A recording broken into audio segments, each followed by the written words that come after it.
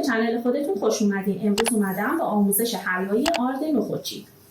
آرد نخودچی نیم کیلو، پودر قند 175 گرم، روغن جامد 250 گرم، کره 25 گرم، گلاب نصف قاشق غذاخوری، پودر هل نصف قاشق غذاخوری، پودر گردو یا پودر پسته برای تزیین.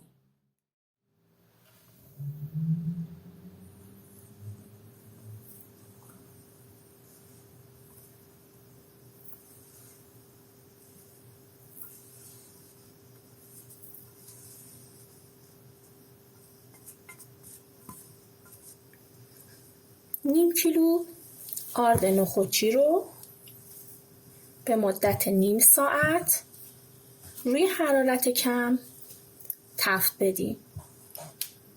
رنگش نباید تغییر کنه. بعد از اینکه بوی خامی آرد به خوبی گرفته شد، 250 گرم روغن جامد،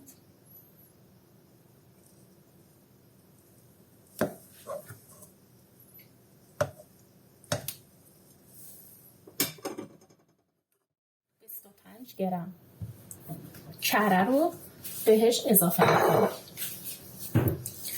به مدت 10 دقیقه به خوبی تفت میدیم تا اینکه آرد گلوله نشه. نصف قاشق چایخوری گلاب و نصف قاشق چایخوری پودر هل رو هم به مواد اضافه میکنیم. کاملا مخلوط میکنیم. بعد از اینکه خوب مواد با هم منسجم شدن، زیر حرارت رو خاموش میکنیم. میذاریم یه مقدار از حرارت بیفته. من الان خاموش کردم، یه مقدار از حرارت افتاده. مقدار 175 گرم پودر قند رو به حلوا اضافه میکنیم. به اندازه هم میزنیم تا اینکه کامل حلوامون منسجم بشه.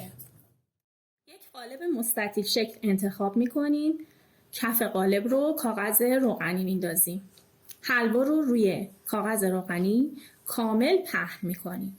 بعد از اون با پودر پسته یا پودر گردو روش رو تزیین میکنیم. بعد از اون به مدت 2 ساعت داخل یخچال قرار میدیم تا بافتش کامل منسجم بشه. بعد به هر شکلی که دوست داشتین میتونین برش بزنین. بعد از 2 ساعت که حلوا داخل یخچال بود، اون رو از یخچال خارج میکنیم و به وسیله کاغذ روغنی اون رو از داخل قالب بیرون میاریم. با چاقو یا هر وسیله دیگه‌ای اون رو به صورت دلخواه برش میزنیم.